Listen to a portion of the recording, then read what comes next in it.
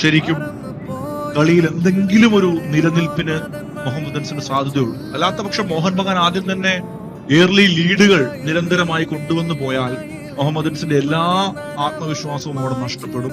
So അവിടെയാണ് കുറച്ച് aware ആയിരിക്കേണ്ടത് Mohammedans ഈ ഏർലി മിനിറ്റിൽ. മോഹൻ ബഗാൻ സൂപ്പർ ജയൻസിന് ഈ സീസണും അവരുടെ കിരീട പ്രതീക്ഷയിൽ തന്നെ ആരാധകർ ഈ മൈതാനത്തേക്ക് ഒഴുകി എത്തിയിരിക്കുന്നത് കാണാം. ആദ്യ കോർണർ ഇതാണ് ഞാൻ സൂചിപ്പിച്ചത്. കൽക്കട്ട ഡെർബി എന്ന ഇന്ത്യൻ ഫുട്ബോളിലെ ഏറ്റവും വലിയ വേദി മോഹൻ ബഗാൻ സൂപ്പർ ജയൻസ് എന്ന വലിയ ശക്തിക്കെതിരെ തുടക്കത്തിൽ വിറപ്പിക്കുവാൻ മുഹമ്മദൻ സ്പോർട്ടിംഗ് ക്ലബിനാകുന്നു. ആരെയും വില കുറച്ച് കാണരുത് എന്ന വരികളുടെ ഉത്തമ ഉദാഹരണമാണ്.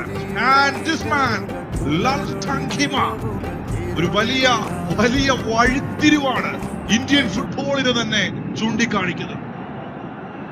ആ ഒരു സെറ്റ് പീസിൽ ലാൽത്താൻ കീമയുടെ മികച്ച ഹെഡർ ഫസ്റ്റ് പോസ്റ്റിൽ നിന്നാണ് അദ്ദേഹം അത് സെക്കൻഡ് പോസ്റ്റിലേക്ക് തിരിച്ചുവിടുന്നതെന്ന് കാണാം. വിശാൽ കയത്ത് അദ്ദേഹത്തിന്റെ കഴിവിന്റെ